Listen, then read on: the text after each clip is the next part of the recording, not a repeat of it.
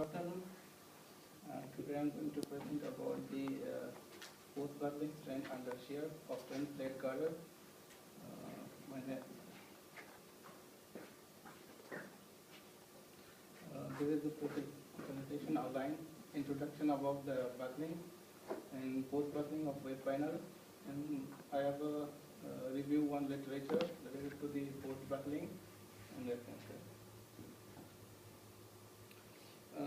Buckling is the mode of failure when structure is suddenly failure due to the compressive load. It means when a slender structure is loaded in compression. For small loaded, it will be not deflect or deformation. So when the load is becomes critical or very large load, it will be show suddenly large deformation. So in that stage, it will be lose its ability to carry out the load. That is called the load buckling load. And these are the two figures that show the buckling load. This is shear buckling load due to the vertical compressive load, and this is the also vertical buckling load. This due to there is no vertical stiffness in the length of the panel of the girder is too much large. In that case, it's buckling in the horizontal direction. And also, the structural instability is mostly considered to the bifurcation buckling and also limit load buckling.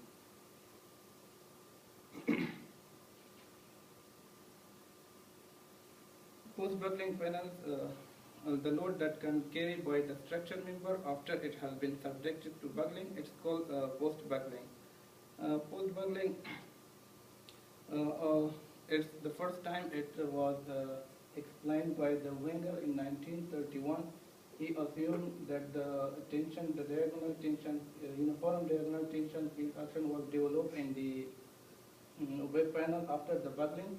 In 1961, Betzler noted that the diagonal tension field was limited to the portion of the web. He assumed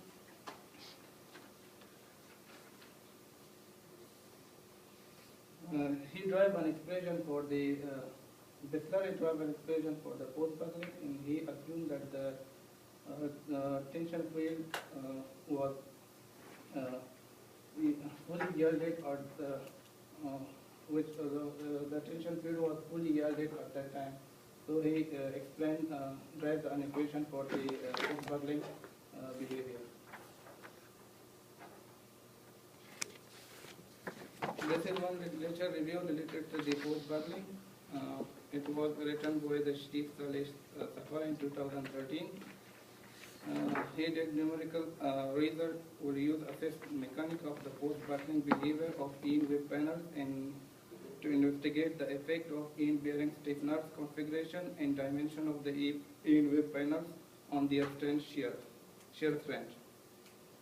He considered 4 types of the in-web bearing stiffeners, and also he considered the span of the in-webs equal to the depth of the girder, and also he gradually reduced the intermediate stiffeners, and they also use the stiffeners one side, not both sides. And he also considered the span of the girder very short because of the to prevent from the flexure mold of the girder.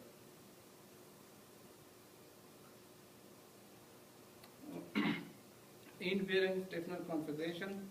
The effect of the in-bearing stiffener configuration on the shear strength of the web panel was investigated, and also the post-buckling load was computed as difference between the nominal shear strength and critical shear strength.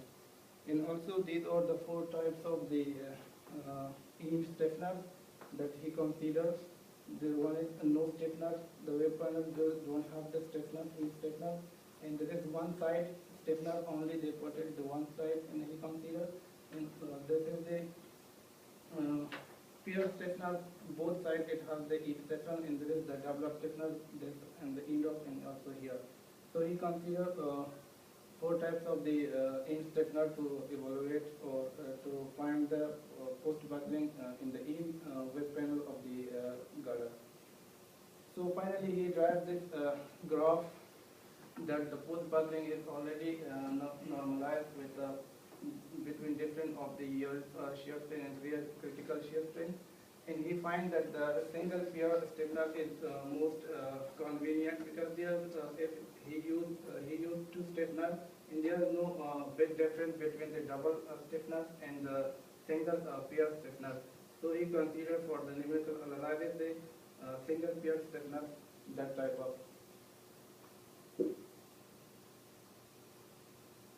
In this literature review, he finds the this figures shows that the variation of the post buckling normalized with different between the yield stress and critical load, with aspect ratio of the average, and also the intermediate step, the ratio of the intermediate stiffener over the required intermediate inertia of the stiffener or to the required inertia. In non-dimensional web slenderness parameter also lambda, and also he considered the ratio of the flange to the web thickness equal to 2. So finally he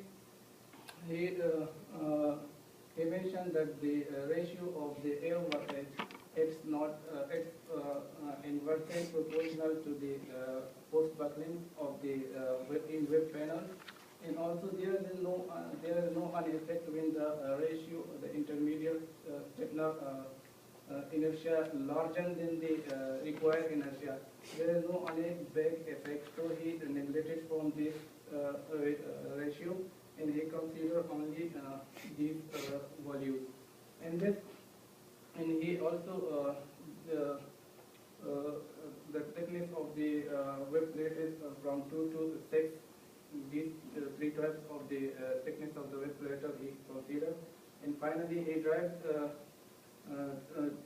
equation that when the ratio of the last in web panel is 3 to 5, he drives the post buckling strength for the in web panel from 0.2 times the yield strength minus critical strength of the shear, and also when the aspect ratio is equal to 1, so he concludes the post buckling strength from this equation.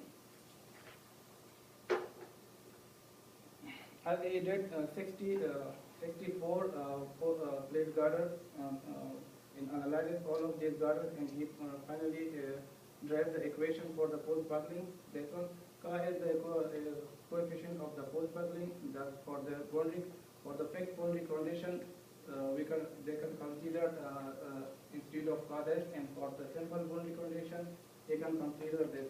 This is the graph of the 64 number plates girder that he drive in from the equation and also from the numerical analysis.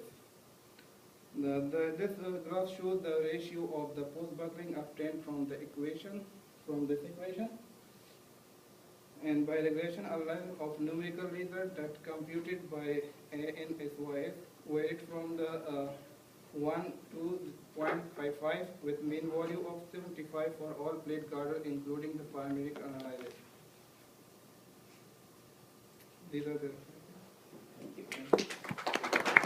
So time is limited. So just one small question. Okay. Yeah, thank you. Okay. Next week you will have the final examination. Then as I told you, you can link the one times out, right, with some